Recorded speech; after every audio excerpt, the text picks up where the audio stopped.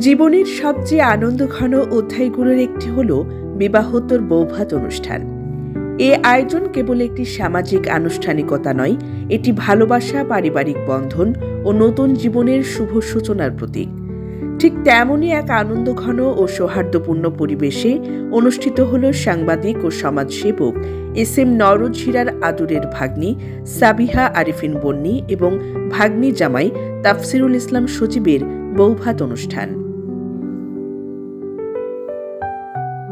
সময়ের ভাবনা নিউজের বিশেষ প্রতিনিধি জানান, গত 19শে ডিসেম্বর রাজধানী ঢাকার মিরপুর 13 নম্বর প্রিন্স কনভেনশন হলের 5ম তলায় অত্যন্ত সুশৃঙ্খল ও নান্দনিক আয়োজনে এই বৌভাত অনুষ্ঠান অনুষ্ঠিত হয়।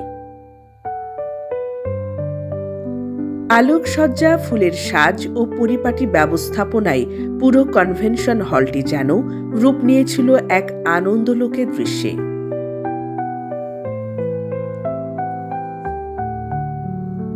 নববধূ সাবিহা আরিফিন বন্নি, তিনি শামসুল আরিফিন শাহিন ও সাবিনা ইয়াসমিন ছবি দম্পতির কন্যা।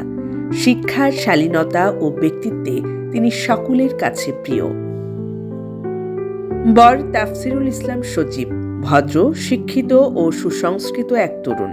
পেশাগত ও ব্যক্তিগত জীবনে তিনি আত্মবিশ্বাসী ও দায়িত্বশীল। বর কনে উভয়ে কানাডা প্রবাসী, যেখানে তারা কর্মজীবনের পাশাপাশি একটি সুন্দর দাম্পত্য জীবনের স্বপ্ন গড়ে তুলছেন।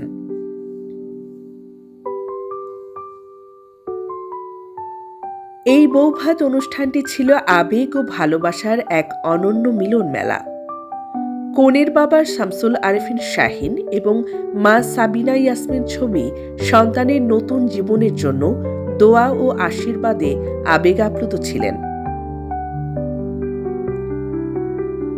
অনুষ্ঠানের অভিভাবক হিসেবে সাংবাদিক ও সমাজসেবক এস.এম. নওরোজ হীরা ছিলেন গর্বিত ও আনন্দিত।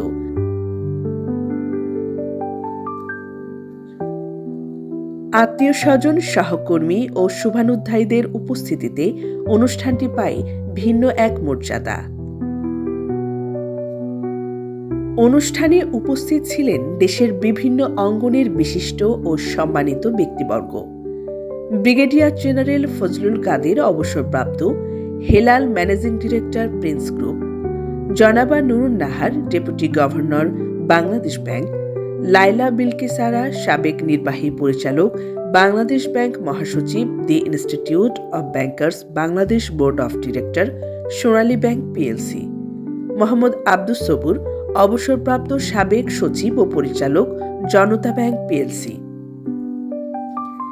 এছাড়াও উপস্থিত ছিলেন রাবেয়া রুবি, রুনা লাইলা, মনিরা জেসমিন কণা, মিসেস আসমা হীরা, মিসেস বিথি আক্তার, জুয়েল হাওলাদার, ইয়াসিন মল্লিক সাগর, জুলেখা খাতুন সরণি।